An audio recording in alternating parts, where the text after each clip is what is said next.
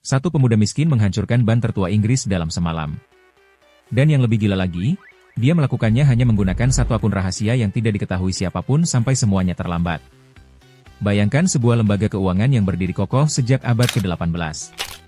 Ban legendaris yang mendanai perang Inggris melawan Napoleon Bonaparte, membantu Amerika Serikat membeli wilayah Louisiana dari Prancis, dan menjadi tempat penyimpanan uang pribadi Ratu Elizabeth II secara turun-temurun. Ban itu bernama Barings Ban.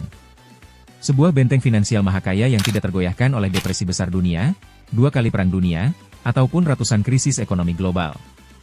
Namun, seluruh kekaisaran finansial yang berumur lebih dari 230 tahun ini runtuh bukan karena konspirasi politik global, invasi militer, atau serangan siber canggih.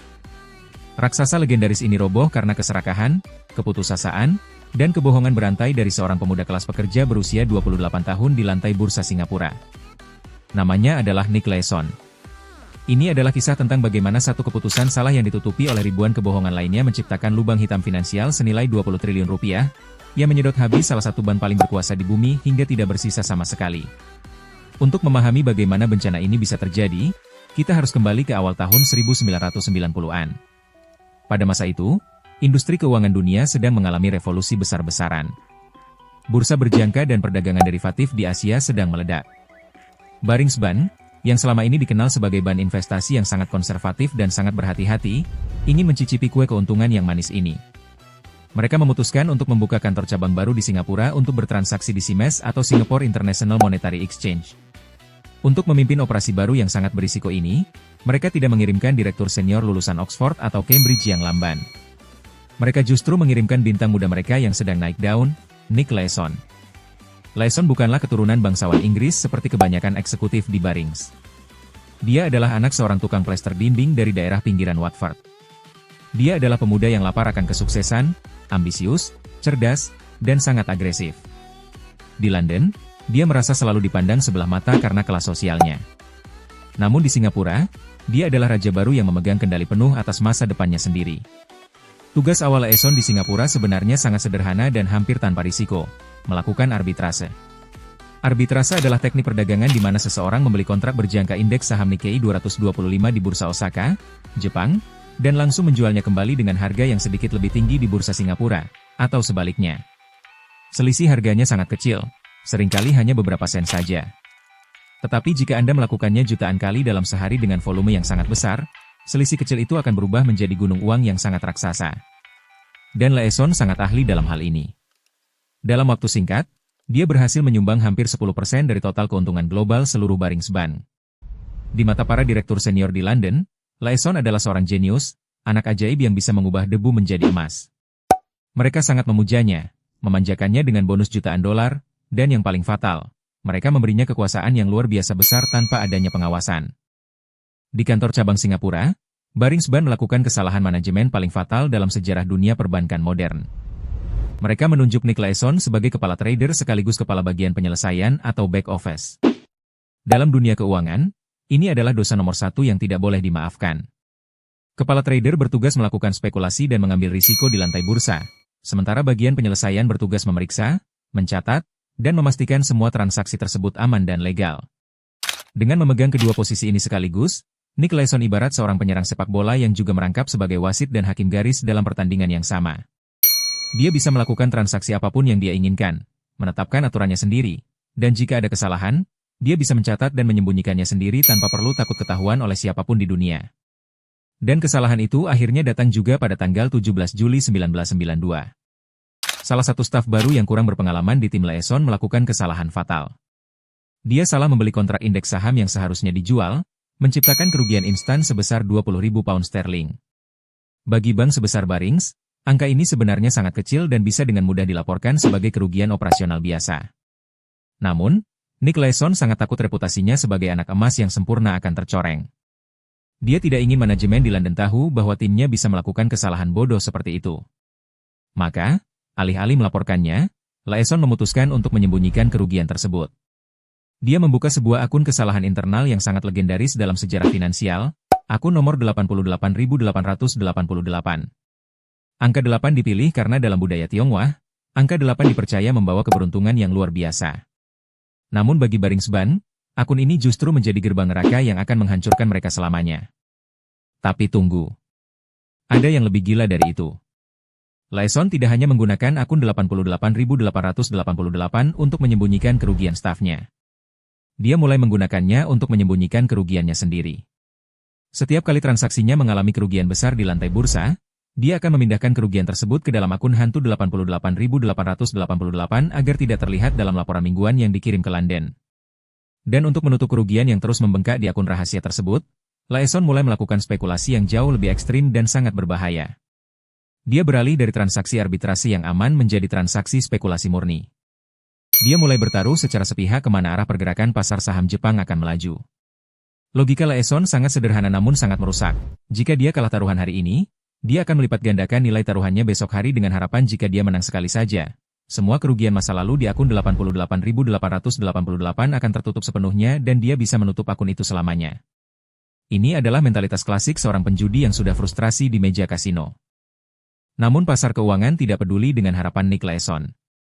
Kerugiannya tidak berkurang, melainkan terus membengkak secara eksponensial. Pada akhir tahun 1992, saldo negatif di akun 88.888 telah mencapai 2 juta pound sterling. Setahun kemudian, pada akhir tahun 1993, angka itu melonjak drastis menjadi 23 juta pound sterling. Dan pada akhir tahun 1994, kerugian rahasia Laeson telah menembus angka luar biasa, 208 juta pound sterling. Angka ini setara dengan hampir separuh dari seluruh modal bersih yang dimiliki oleh Barings Bank secara global. Bagaimana mungkin manajemen Barings di London tidak menyadari hal ini? Jawabannya adalah karena manipulasi data yang sangat cerdik dari Laeson dan kelalaian total dari para bos di London. Setiap kali auditor atau manajemen bertanya tentang kebutuhan dana yang sangat besar di Singapura, Laeson akan membuat dokumen palsu, email palsu, dan transaksi fiktif yang menyatakan bahwa uang tersebut digunakan untuk mendanai transaksi bebas risiko atas nama klien-klien kaya mereka. Karena London sangat silau dengan laporan keuntungan fiktif yang terus disajikan Laeson, mereka tanpa ragu mengirimkan ratusan juta dolar uang tunai langsung ke rekening Singapura tanpa pernah melakukan verifikasi mendalam. Momentum kehancuran total akhirnya tiba pada awal tahun 1995. Laeson telah mengambil posisi spekulasi yang sangat raksasa. Dia bertaruh sangat besar bahwa pasar saham Jepang, yang diwakili oleh indeks Nikkei 225, akan tetap stabil dan tidak akan jatuh di bawah level 19.000 poin. Dia membeli puluhan ribu kontrak berjangka untuk mempertahankan posisi tersebut. Dia merasa sangat yakin bahwa analisisnya benar dan pasar akan bergerak sesuai dengan keinginannya. Namun, alam semesta memiliki rencana lain yang sangat mengerikan. Pada tanggal 17 Januari 1995, tepat pukul 5:46 pagi waktu setempat, sebuah gempa bumi berkekuatan 7,3 skala Richter mengguncang kota pelabuhan Kobe, Jepang. Gempa dahsyat ini menghancurkan infrastruktur kota, merenggut ribuan nyawa, dan seketika melumpuhkan perekonomian Jepang. Ketika lantai bursa dibuka beberapa jam kemudian, kepanikan massal melanda para investor dunia. Indeks saham Nikkei langsung terjun bebas seperti batu yang jatuh dari tebing tinggi. Posisi taruhan Nick Laeson langsung hancur berantakan dalam hitungan menit. Nilai kerugiannya meroket hingga ratusan juta dolar hanya dalam satu hari perdagangan. Dalam situasi normal, seorang trader waras akan langsung memotong kerugian mereka dan menerima kekalahan sebelum semuanya terlambat. Tetapi Laeson sudah terlalu jauh masuk ke dalam jurang kegelapan. Dia tidak bisa mundur lagi. Dalam keputusasaan yang sangat ekstrim, dia justru memutuskan untuk melakukan taruhan terbesar dalam hidupnya. Dia menggunakan sisa uang kas milik Barings Bank untuk membeli kontrak masa depan Nikkei dalam jumlah yang belum pernah terjadi sebelumnya dalam sejarah dunia bursa. Rencana gilanya adalah mencoba menahan jatuhnya pasar saham Jepang sendirian dengan kekuatan modal perusahaannya. Dia berpikir jika dia terus membeli kontrak dalam jumlah masif, dia bisa menstabilkan pasar secara artifisial. Namun, mencoba melawan arus pasar keuangan global dengan modal satu bank adalah tindakan yang sangat bodoh dan sia-sia. Itu seperti mencoba menahan dinding bendungan yang jebol dengan menggunakan kedua telapak tangan kosong. Setiap hari di bulan Februari 1995 menjadi mimpi buruk yang sangat mencekam bagi Laeson. Dia terus membeli, dan pasar terus mengalami kejatuhan yang jauh lebih dalam. Di London, para eksekutif Barings mulai kebingungan karena kas mereka terkuras habis dikirim ke Singapura. Mereka mulai mencium ada sesuatu yang sangat tidak beres. Tim auditor internal dikirim ke Singapura untuk melakukan pemeriksaan menyeluruh secara langsung di kantor Laeson. Waktu bagi sang penipu ulung ini akhirnya habis. Sadar bahwa kedoknya akan segera terbongkar dan dia menghadapi ancaman hukuman penjara puluhan tahun, Laeson memutuskan untuk melarikan diri. Pada tanggal 23 Februari 1995, Nick Laeson dan istrinya mengemas beberapa koper pakaian mereka secara terburu-buru. Mereka meninggalkan apartemen mewah mereka di Singapura, menuju bandara, dan terbang melarikan diri ke Malaysia, lalu ke Brunei, dan akhirnya ke Frankfurt, Jerman. Di mejanya yang kosong di kantor baring Singapura, dia meninggalkan sebuah catatan singkat yang ditulis tangan dengan sangat gemetar. Catatan itu hanya berbunyi, "I'm sorry, saya minta maaf." Ketika tim auditor membuka komputer Leeson dan memeriksa akun rahasia 88.888, mereka sangat terkejut hingga hampir tidak bisa mempercayai mata mereka sendiri. Mereka menemukan lubang hitam finansial sebesar 827 juta pound sterling, atau setara dengan 1,4 miliar dolar AS pada masa itu. Nilai kerugian rahasia ini adalah 2 kali lipat dari seluruh modal cadangan dan aset yang dimiliki oleh Barings Bank di seluruh dunia. Hanya dalam waktu kurang dari 1 minggu setelah pelarian Leeson, bank investasi paling prestisius, paling dihormati, dan tertua di Inggris ini secara resmi dinyatakan bangkrut total. Pemerintah Inggris mencoba mencari bank lain yang bersedia menyelamatkan Barings, namun tidak ada satupun yang berani menyentuh tumpukan utang yang sangat mengerikan itu. Akhirnya, seluruh aset dan nama besar Barings Bank dijual kepada perusahaan keuangan asal Belanda, Inc., dengan harga simbolis yang sangat tragis, tepat 1 pound sterling saja. Sebuah kekaisaran finansial yang dibangun selama lebih dari 2 abad hancur lebur menjadi abu hanya karena 1 pound sterling. Semua gara-gara kebohongan satu orang karyawan biasa. Nick Leeson akhirnya ditangkap oleh pihak kepolisian di Bandara Frankfurt setelah pelarian internasionalnya yang sangat singkat. Dia diekstradisi kembali ke Singapura, diadili atas tuduhan penipuan dan manipulasi keuangan, dan dijatuhi hukuman 6 tahun penjara di penjara Changi yang sangat ketat. Kisah kejatuhan Barings Bank ini tetap menjadi salah satu studi kasus paling legendaris dan paling penting di seluruh sekolah bisnis terbaik di dunia tentang bahaya moral, lemahnya pengawasan internal, dan bagaimana keserakahan individu yang tidak terkendali bisa meruntuhkan institusi raksasa yang paling kokoh sekalipun dalam sekejap mata. Jika kamu terkejut dengan bagaimana kebohongan Nick Leeson bisa membakar habis bank tertua di Inggris dalam semalam, kamu wajib menonton video kami tentang bagaimana skandal korporat terbesar di Asia Tenggara menghancurkan sebuah dinasti bisnis raksasa yang bahkan jauh lebih kaya.